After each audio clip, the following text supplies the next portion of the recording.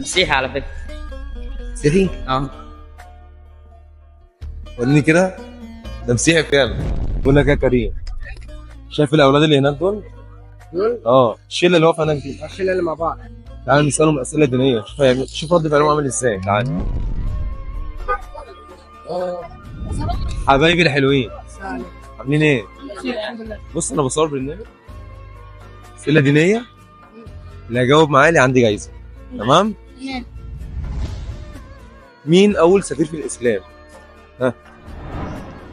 لا مش فاكر الصراحة. تعرفش؟ ها؟ مش عارف بصراحه. انت؟ لا مش عارف الصراحة. طب وانت؟ ممكن اعرف، استنى. مصعب بن عمير تقريبا. مصعب بن عمير. مصعب بن عمير، صح. طيب قول لي انت، مين اللي ادى الامانات الالهيه اثناء هجره الرسول؟ لا مش فاكر الصراحه. وانت؟ لا مش فاكر برضه. وانت؟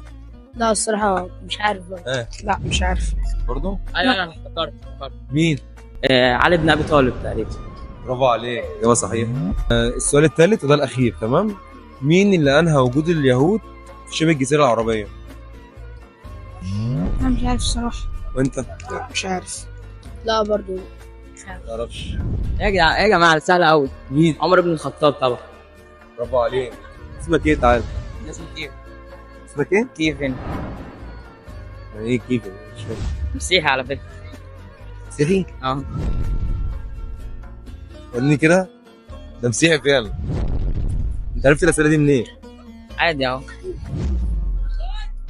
طب اوعى تكونوا غششتوه. لا بامان. بجد. نحفظ شوية تعالى يعني. تعالى نلقاهم مع بعض. بص انا مبسوط منك، وانت عامة فرحان بيك جدا على اللي انت عملته ده. ربنا يخليك. بامان. جدع يا كيف.